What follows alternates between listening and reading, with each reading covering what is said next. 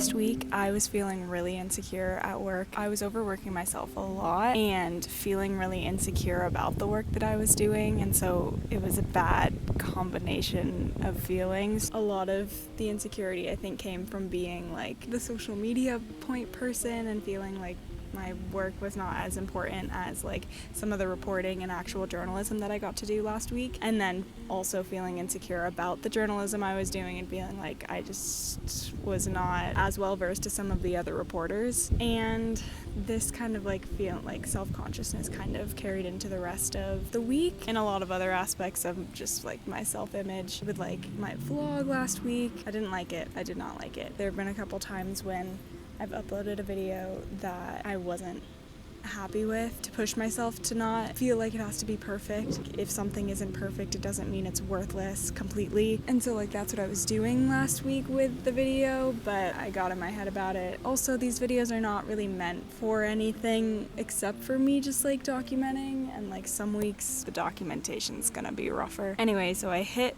that wall, had a couple of pretty rough days near the end of the week, and then I got out a little bit, saw people, talked to people, which helped tremendously. I also watched all of the first season of Girls in 2 days. This is funny, but like Hannah's character being super kind of self-absorbed and thinking that all of her problems are like the worst problems in the world and making her problems everyone else's problems kind of got me thinking and being like, I don't want to be that person. That also, it was just like kind of like a cycle of like, I'm feeling insecure about something, but then I'm feeling insecure that I'm feeling insecure because I shouldn't be feeling insecure, like people have worse issues, all of this.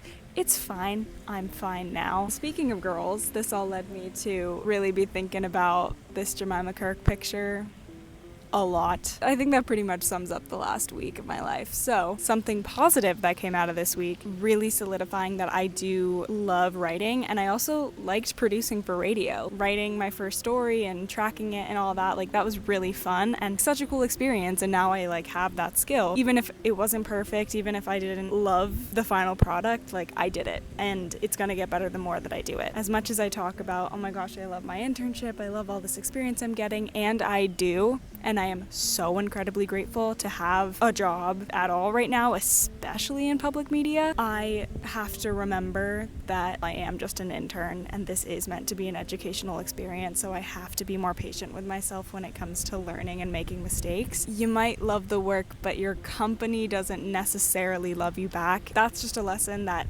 everyone who like works in corporate America, I guess, understands.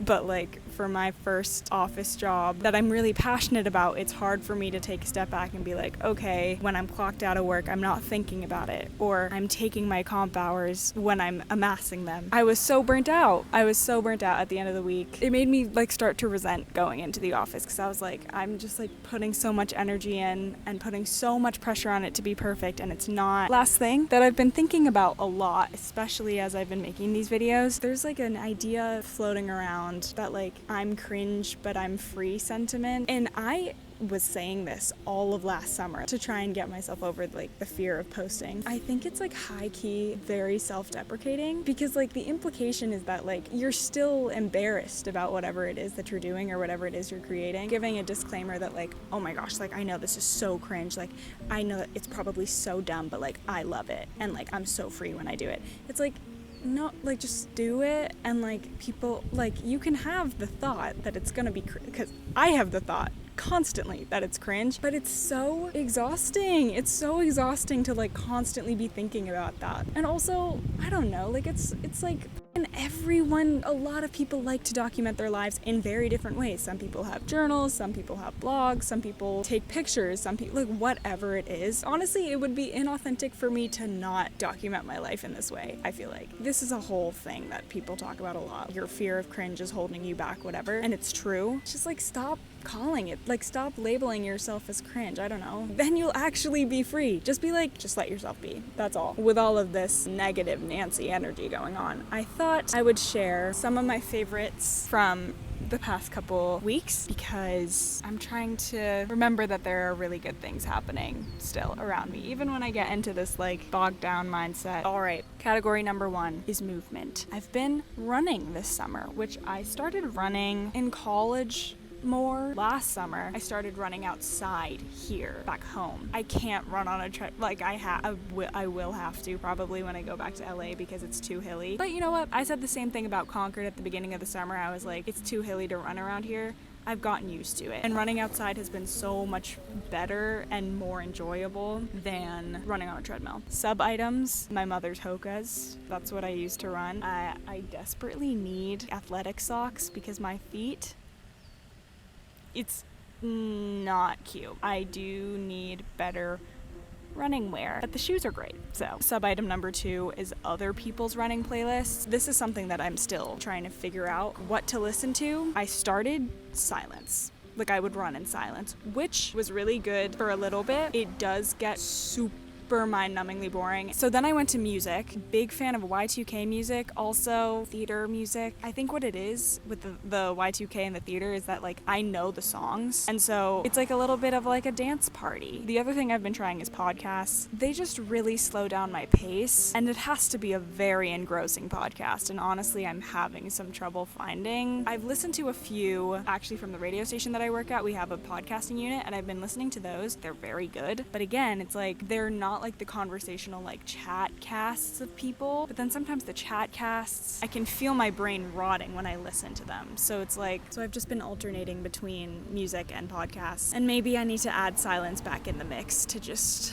keep it interesting. All right, next category, media. I write a lot of sad music, and I used to listen to a lot of sad music. But recently, and I think it's like the summer season, I've been listening primarily to upbeat music. Lord's new album, which I know came out a while ago, but it's great. Time, they released an album recently, and it is great. I don't even know what genre that is. Indie pop, girl pop, it's not folk pop, but some more poppy sound, which I never listened to, but I really like the album. Also, Olivia Dean, classic. I think she's releasing an album in September or in the fall time, but she's been releasing a few singles that have been so good. I've also just been returning to some old favorites. James, Joni, Joan. I'm reading my notes and it says romance audiobooks. I really only listen to them on planes or in the airport, but all of these romance, like contemporary romances, all read the same. Like every single one of them. I have not listened to a full like romance book like all the way through. It's a little bit more bearable to listen to romance audio, like these contemporary romances, because I'm not investing that much energy into like reading words on a page that are all like just carbon copies of each other. Like every single book, every single one of these damn books sounds the same. I've also like tried listening to a few memoirs, Part of Finding Me and Part of Sociopath, and both of those are really good. But like again, I never get as invested in audiobooks. Like I'll just read, or I'll listen to a few chapters of them and then I'll like put them down. I was like talking a lot about East of Eden. Maybe it's because it's a classic. Maybe it's because it's really long. I had to put it down. And I didn't hate it. I really didn't hate it. I thought Kathy, what's her face, is like God. Like I thought she was great. A lot of those characters were fun.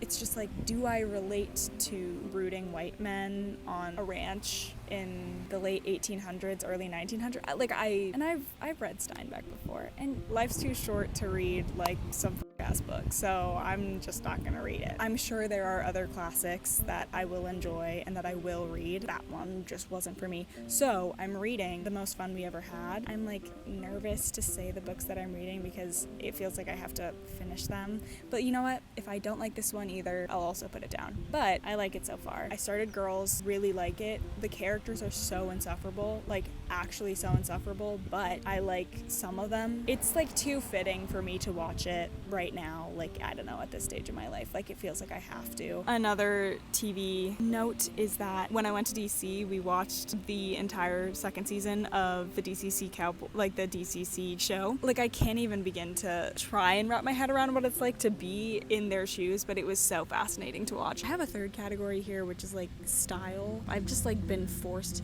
to make do with like the small number of pieces that I brought to Concord this summer, and have also been like forcing myself to get ready and put on outfits that I feel confident in. Kind of established the way that I like to dress a little bit more. This is my current favorite earring stack, and these are my current favorite other jewelry pieces. My makeup is very simple, and I've been wearing a lot of greens and blues and browns. I have a food section. I made this Thai curry that was really good.